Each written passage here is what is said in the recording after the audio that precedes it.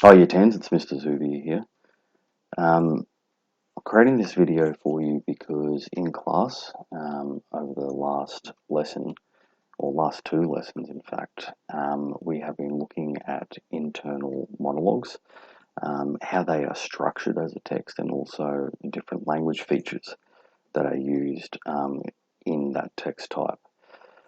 So you have already done the lesson if you've been keeping up, where we looked at, and the lesson goal is here on the screen at the moment, where we looked at the features and the structure of internal monologues.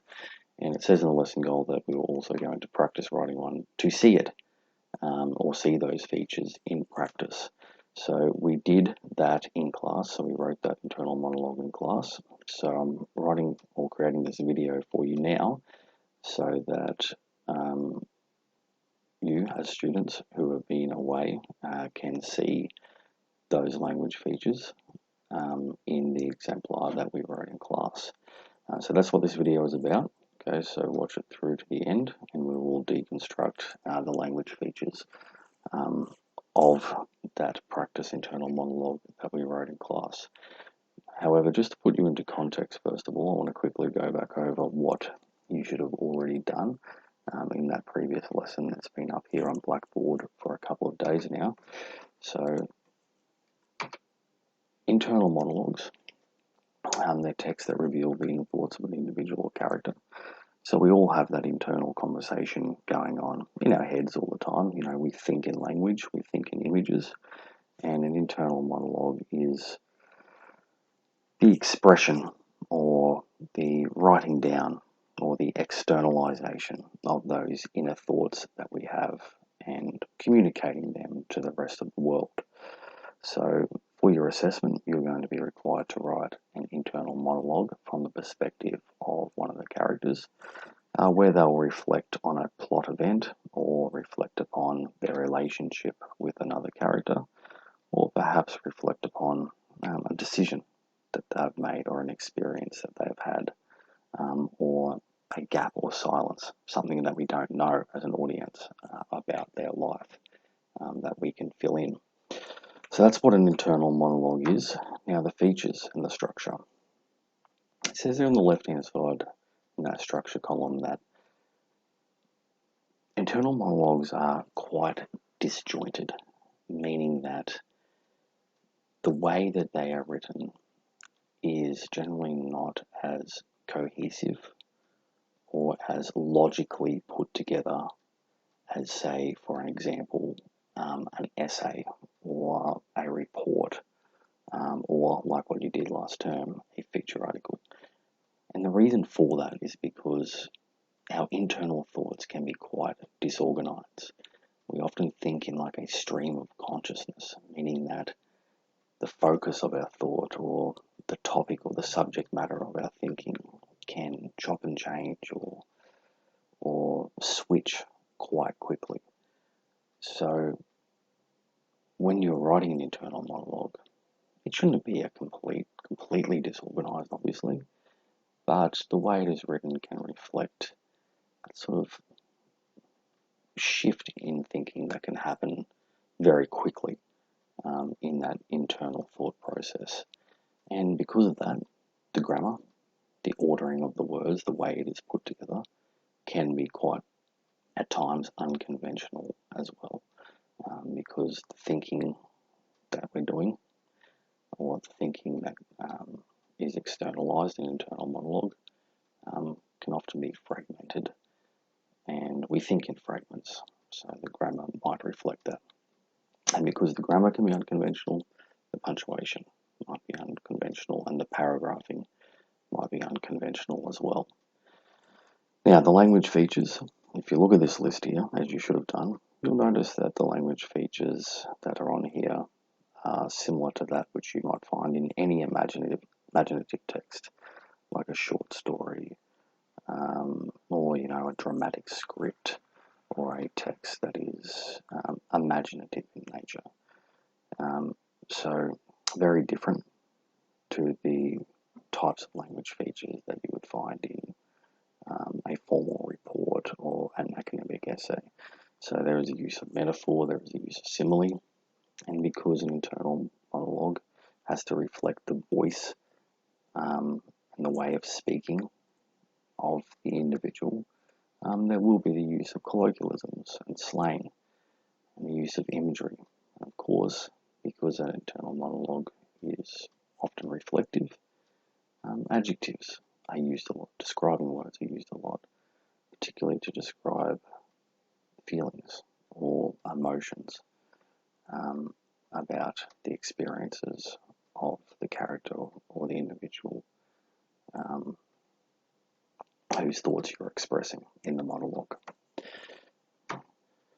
Okay, so in class we wrote a joint internal monologue based upon the experience or the decision that Jasper Jones had to make in coming to Charlie's window and telling him about what had happened to Laura down in the place where he was living. So we wrote a monologue, which you'll see soon. Actually, no, that's not the one you'll see. You'll see the one that we wrote in class today. But I will post this up onto the Blackboard page so you can have a look at that as well. We wrote that monologue where Jasper has to go through the thinking process when he's deciding whether to tell Charlie about what happened or not. We didn't get to this one. I'm going to leave that for another day, and that's going to be one that you guys are going to practice writing. But this is what we were doing today. So we were jointly practice constructing internal monologue. We went over, like we did just then, the structures and features. And here's our starting point. Okay, so this is the point in time in the novel that we're using to write our monologue. And this monologue that we jointly wrote together in class today is written from the perspective of Charlie. And that made it a little bit easier because Charlie is the narrator in the text anyway. So we have some familiarity with the way that he thinks, with his internal thoughts, and with his voice as a character. So this is our starting point, and this little excerpt is on page 28. And to put you into context, Charlie, and you should have read this, Charlie is, or has, found out that Laura is dead. And Jasper has told him that, he suspects that if he tells the police or tells anyone else in town, he will get the blame for it. So Jasper says to Charlie, well, Charlie, you think about this space here, you think about what this means for me, and think about what I've got to do, what the right thing is. I feel grimly resigned. How could things be so messy and complex outside this quiet bubble of land? So Charlie has a decision to make, and he needs to process his thoughts, and he needs to think about what he is going to do, because he really is in a difficult predicament. And Jasper has put him in that predicament, and he needs to make a decision about whether he's going to tell someone about what's happened, whether he's going to help Jasper conceal what has happened. So that's the starting point. That's the point at which we're going to write or have written our internal monologue excerpt for Charlie. Okay. Alright, so let's have a look now at this monologue that we wrote today. Okay, so here it is here. Alright, so I'm going to read through it once, and then we're going to deconstruct what the different language features are that have been used, and we'll also discuss the features as well. Alright, so this is from the perspective of Charlie. I could feel the tension building in my head. My temple is pulsing, and my vision's becoming blurry. My thoughts are jumbled and unfocused. They're like confetti, untethered, unweighted, and loose, being scattered in 20 different directions. My breathing is shallow and my hand is shaking like a leaf. What in God's name am I going to do? The phrase catch-22 keeps surfacing amongst my chaotic thoughts. Any choice I make will have devastating consequences. I feel a hot burst of anger towards this town, its people and their prejudices. I know Jasper is right. They wouldn't care what the truth is. They would see him. They would see her. Input the data in their racist algorithm and compute that 1 + 1 = 11. But what is the alternative to telling someone? Would I just help Jasper dispose of the body and never tell a soul? Not only would this make me an accessory, I'd be depriving a family the chance to grieve. I'd also be ruining whatever slim chance there was for the truth to come out. Jasper and I are kids. We're not Poirot. Catch-22. So that's what we wrote in class today. So that's an internal monologue from Charlie's perspective as he's trying to decide what he is going to do about this terrible predicament, this terrible conundrum that he's in. Alright, so let's go through and think about and discuss the structure and the language features that are in here. So I'm going to highlight the different language features that I've identified here, and I want you to do this as well on your copy of it. So I highlight the language features yellow. When I have something about the structure or that I want to talk to you about, I won't highlight that yellow. I'll just mention it to you or point it out. So pay close attention to when I switch to talking about the structure. Okay, so I can feel the tension build in my head. My temples pulsing, my vision's becoming blurry. So that is really the use of imagery. So imagery, as we learned when we did feature articles, is language that appeals to the audience's senses. So our senses are how we externally relate to the world, and how we perceive information. And the way that we do that is, through our sense of sight, through our sense of smell, through our sense of taste, through our tactile sense, which is our sense of feeling, and which one have I forgotten? Through our auditory sense, okay, our hearing. So imagery is language that describes sounds, smells, feelings, and things that appeal to our senses. So my temple is pulsing, my vision becoming blurry. So describing that feeling, when you're under stress, when your head is throbbing. My thoughts are jumbled and unfocused.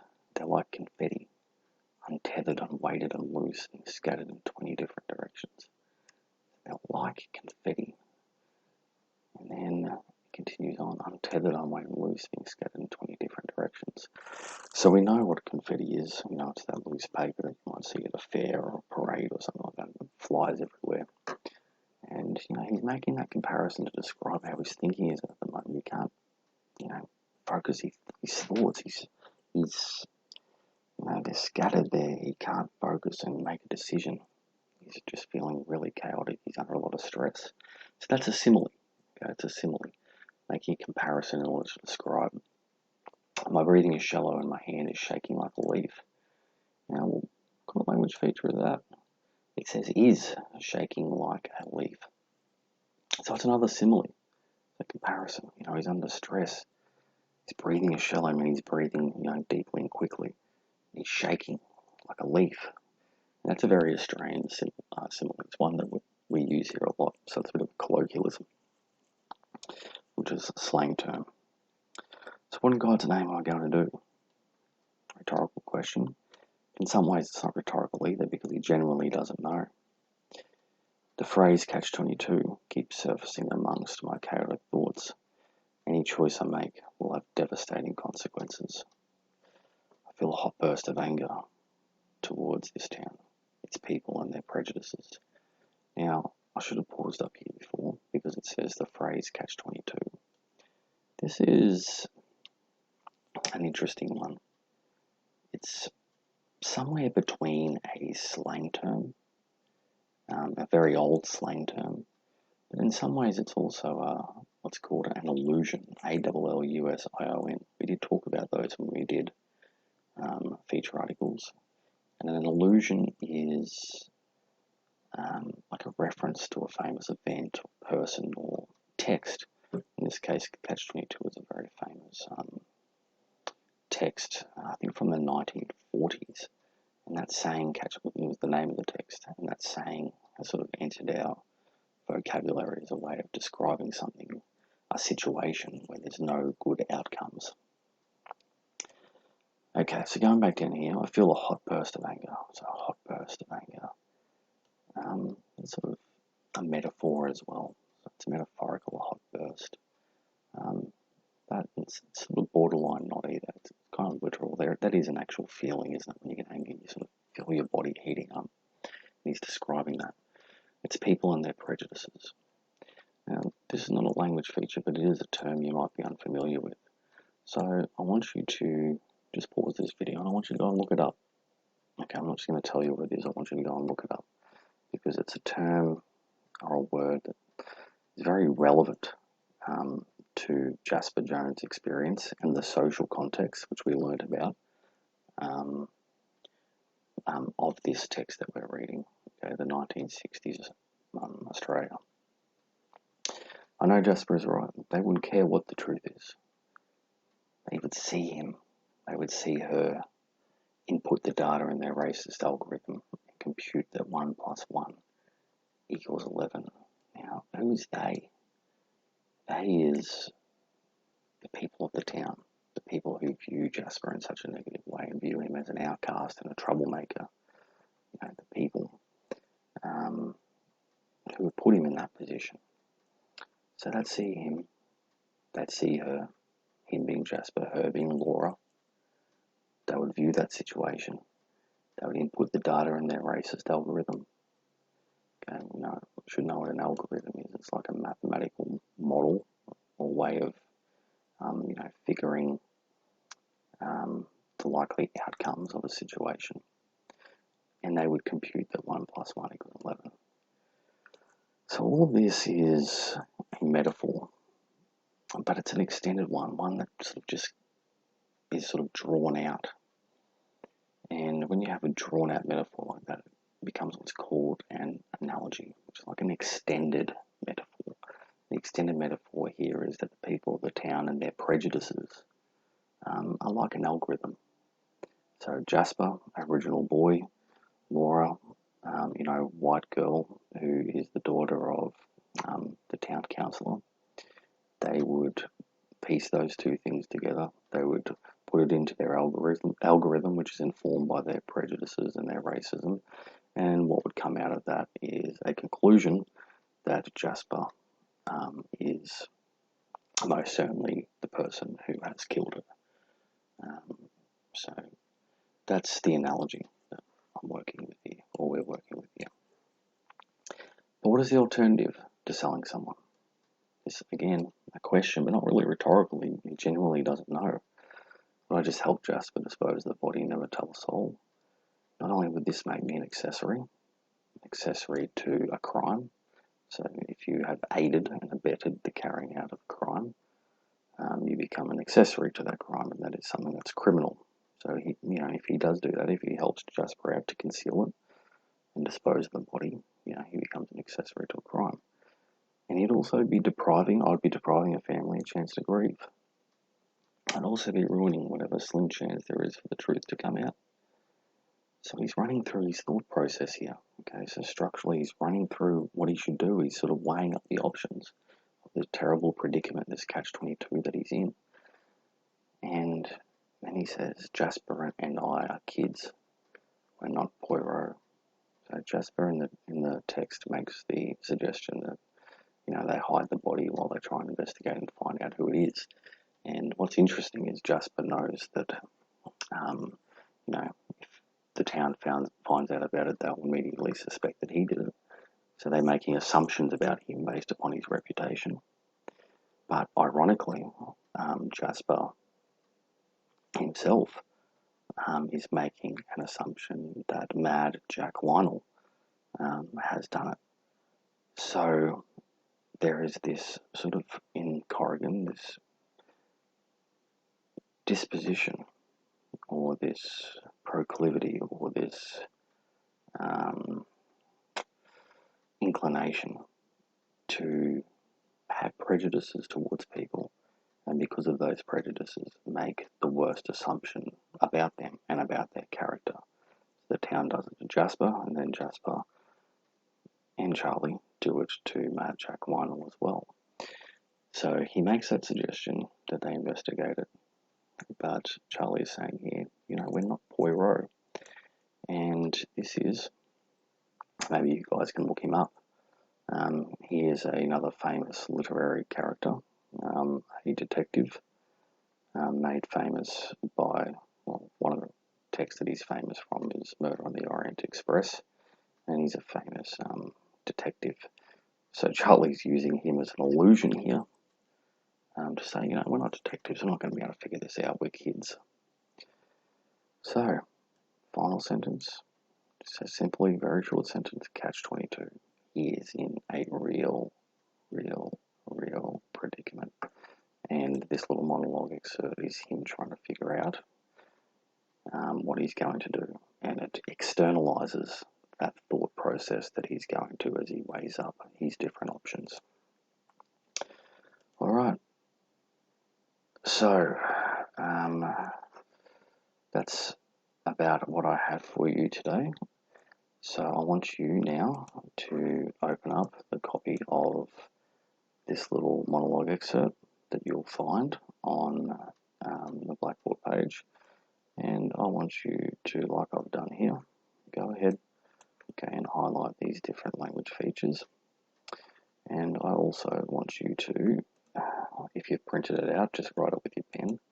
But if not, I want you to just write in as well where you've highlighted them, what it is that they are. Okay, so that one there, that is an illusion. So just go through and add a comment like I've done here. Okay, and identify what they are. And make sure that you're saving all the work that you've done as well. Alright guys, there'll be new work coming up next week. You will have seen on the Blackboard page as well that you guys need to read up to the end of chapter 1 for homework as well. And chapter 1, I believe, finishes on page 58. Okay, so you need to do the reading. Okay, you need to do the work so that we understand these characters, because you're going to have to write a monologue from one of their perspectives. Alright, take care guys. I'll have some more work for you soon.